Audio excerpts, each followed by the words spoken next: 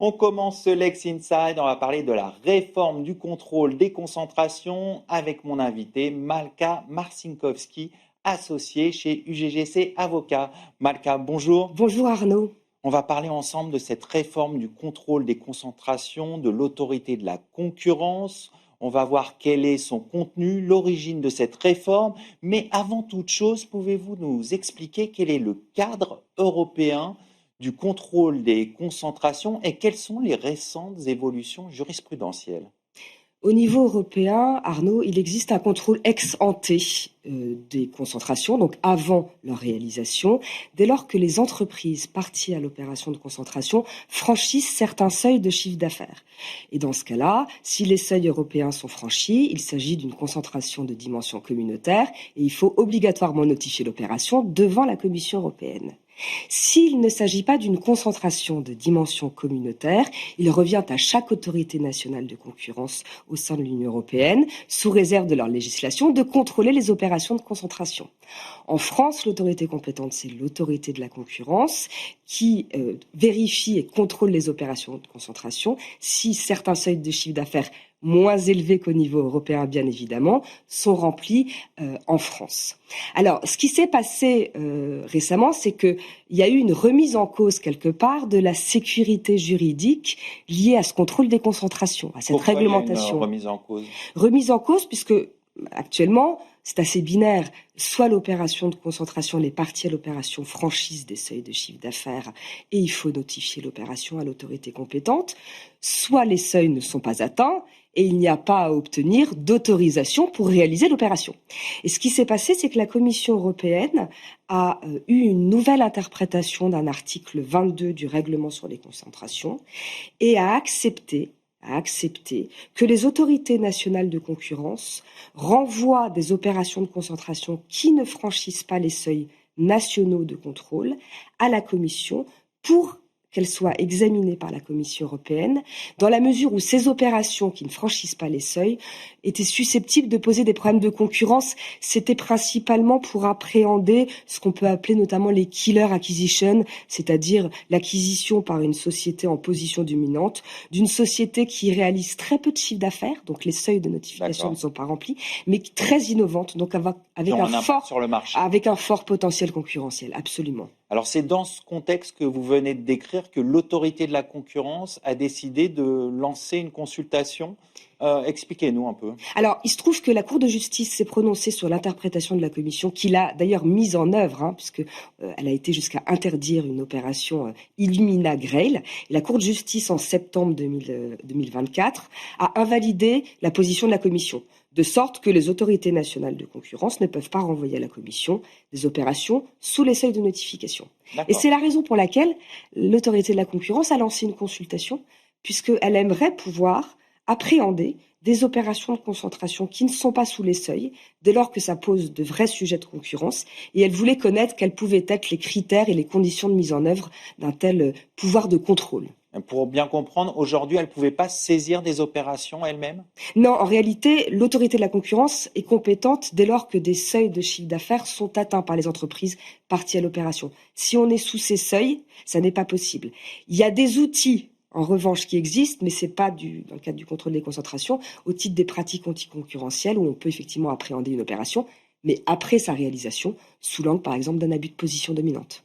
Donc on va revenir sur cette consultation lancée par l'autorité de la concurrence. Elle laissait plusieurs options. C'était quoi les hypothèses? Alors effectivement, il y avait 3 options laissées aux parties prenantes à la consultation. La première option, c'est un pouvoir d'évocation donné à l'autorité de la concurrence selon certains critères qualitatifs ou quantitatifs, donc qui permettrait à l'autorité de se saisir des opérations sous les seuils.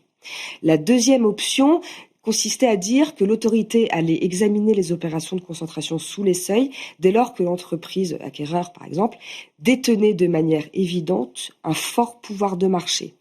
Et ça concernait par exemple les hypothèses où une entreprise envisageait de prendre le contrôle d'une autre, mais cette entreprise avait fait l'objet d'une sanction pour abus de position dominante par le passé, par exemple.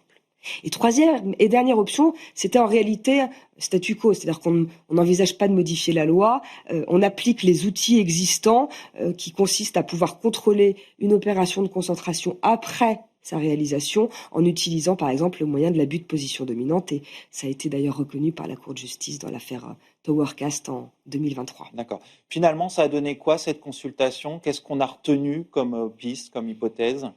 On a retenu, enfin en tout cas l'autorité a retenu l'option du pouvoir d'évocation. L'autorité a reçu 26 contributions en réponse à sa consultation, ce qui est beaucoup. Et c'est l'option qui a été, si je puis dire, la mieux accueillie par les personnes qui ont répondu.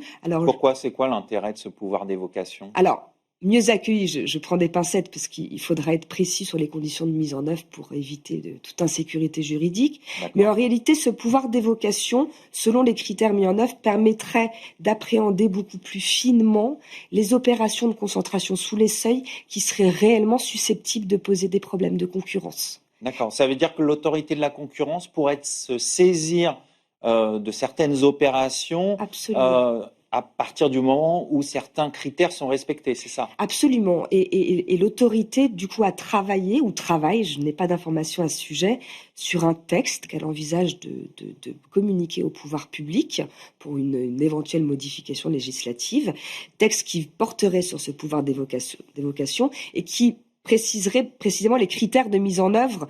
Bien évidemment, on ne pourra pas contrôler toutes les opérations d'acquisition sous les seuils. Quelles pourraient être les conséquences pour les entreprises si jamais ce pouvoir d'évocation venait à naître finalement? Alors, je verrai trois conséquences à ce stade, dans la mesure où on n'a pas tellement d'informations sur l'objet précis du texte qui sera communiqué au pouvoir public par l'autorité, mais il y a potentiellement une vraie insécurité juridique. Là où maintenant, dès lors qu'on ne remplit pas les seuils, on peut réaliser l'opération, il n'y a pas de sujet.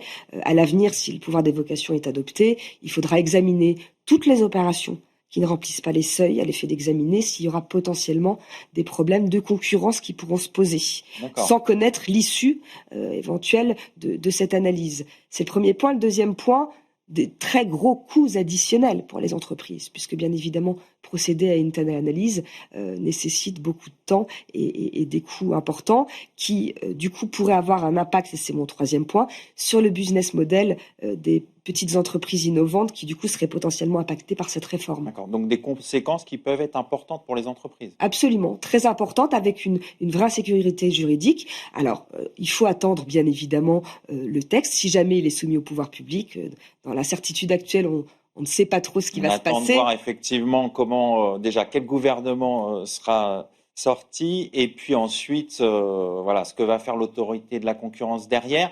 Pour terminer, en quelques mots, c'est une bonne réforme telle que, avec les incertitudes qui restent, mais est-ce que ça va dans le bon sens? Alors, selon moi, on est dans une hypothèse de simplification du contrôle des concentrations. C'est pas tellement dans ce sens que cela va.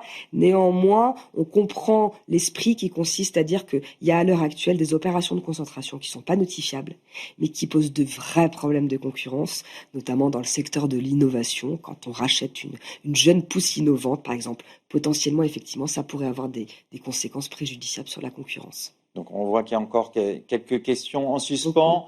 Merci Malka Marcinkowski. Je rappelle que vous êtes associée chez UGGC Avocats. Merci Arnaud. Tout de suite, l'émission continue. On va parler d'une autre réforme, la réforme des modes amiables de règlement des différends.